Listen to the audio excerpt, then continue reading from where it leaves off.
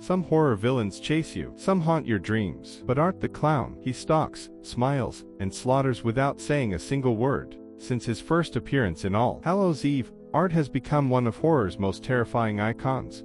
But how did a silent, sadistic clown rise to slasher legend? Tonight, we uncover the twisted history of Art the Clown and why he's here to stay. In the small, forgotten town of Miles County, a legend was born. Art the Clown, originally known as Arthur, was a quiet, unassuming man who worked as a carnival clown. His life was mundane, filled with the laughter of children and the occasional jeer from adults. But beneath the painted smile and colorful attire, Arthur harbored a dark secret. He was a man tormented by his own demons, a soul fractured by years of abuse and neglect. The carnival was Arthur's sanctuary, a place where he could escape the harsh realities of his life.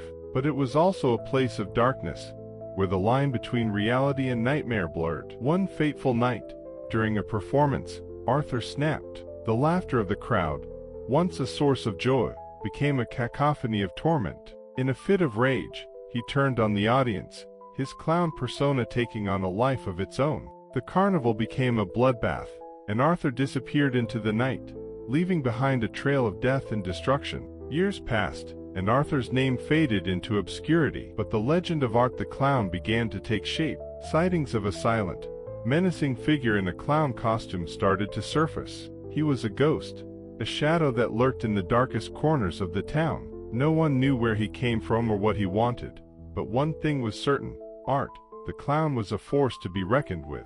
The first documented encounter with Art the Clown occurred on All Hallows Eve. A group of teenagers, seeking thrills, ventured into an abandoned house on the outskirts of town. What they found was beyond their worst nightmares. Art was there, waiting for them. His silent, sadistic presence was enough to send chills down their spines. One by one, he picked them off, his methods as creative as they were horrifying. The survivors, few as they were, spoke of a clown who never spoke, who moved with an unnatural grace, and who seemed to take pleasure in their suffering. As the years went by, Art's legend grew. He became a boogeyman, a cautionary tale told to misbehaving children. But Art was more than just a story. He was a living, breathing nightmare. His methods evolved, becoming more sophisticated and brutal. He began to leave behind a signature, a calling card that marked his kills. The town of Miles County became a ghost town, its residents too afraid to venture out after dark.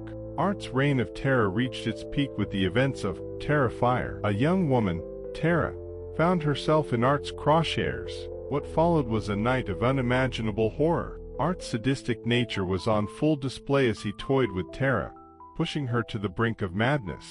The film Terrifier captured the essence of Art's evil, cementing his place as one of horror's most terrifying icons. One of the most unsettling aspects of Art the Clown is his silence. He never speaks, never utters a word. His communication is through actions, through the sheer terror he instills in his victims. This silence adds to his mystique, making him even more terrifying. It's as if he exists in a world of his own, a world where words are unnecessary, and actions speak louder than any scream. To understand Art the Clown, one must delve into his origins. Arthur's childhood was marked by abuse and neglect. His father, a drunkard, would often beat him, while his mother, too weak to intervene, turned a blind eye. The only solace Arthur found was in the carnival, where he could escape his harsh reality. But even there, he was an outcast, ridiculed by his peers. This constant torment twisted Arthur's mind, turning him into the monster he would become. The carnival itself seemed to be cursed. It was a place of darkness,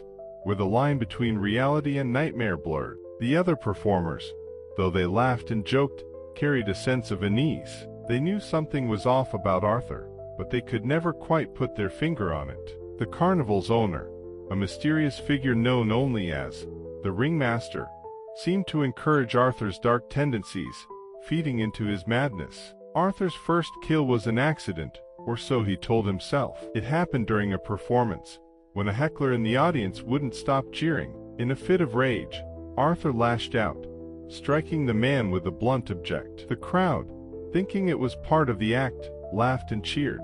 But Arthur knew the truth. He had crossed a line, and there was no going back. After the first kill, Arthur's descent into madness was swift. He began to see the world differently, as if through a lens of blood and violence. The carnival, once his sanctuary, became a prison. He started to hear voices, whispers that urged him to kill, to embrace his dark side. The other performers began to fear him, avoiding him at all costs. But Arthur didn't care. He was beyond fear, beyond reason. It was during this time that Art the Clown was born. Arthur shed his old identity, embracing the persona of the silent, sadistic killer. He began to experiment with his kills, finding new and creative ways to inflict pain and suffering. The carnival became a hunting ground, and Art the Clown its apex predator. The town of Miles County was plunged into a nightmare from which it would never wake.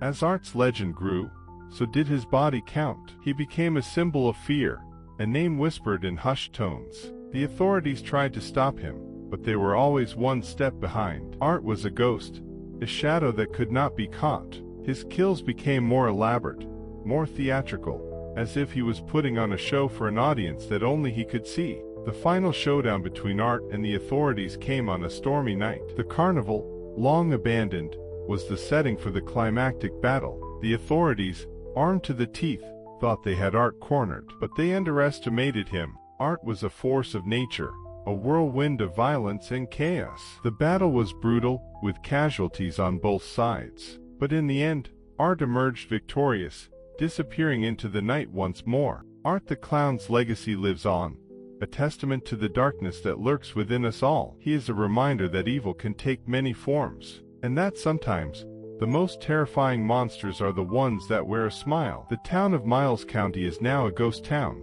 its streets empty and its buildings crumbling. But if you listen closely, on a quiet night, you can still hear the faint sound of laughter, a chilling reminder of the clown who never spoke, but whose actions screamed louder than any words. The horrifying truth about Art the Clown is that he is more than just a man. He is a symbol, a manifestation of the darkness that resides in all of us. His silence is a reflection of the void within, a void that can never be filled. Art the Clown is a reminder that evil is not always loud and boisterous. Sometimes, it is silent, lurking in the shadows, waiting for the perfect moment to strike. And when it does, there is no escape. Thanks for watching. If you loved this video, please give a like and subscribe to the channel, and click the bell icon so you never miss any update from us. Share this story with your friends.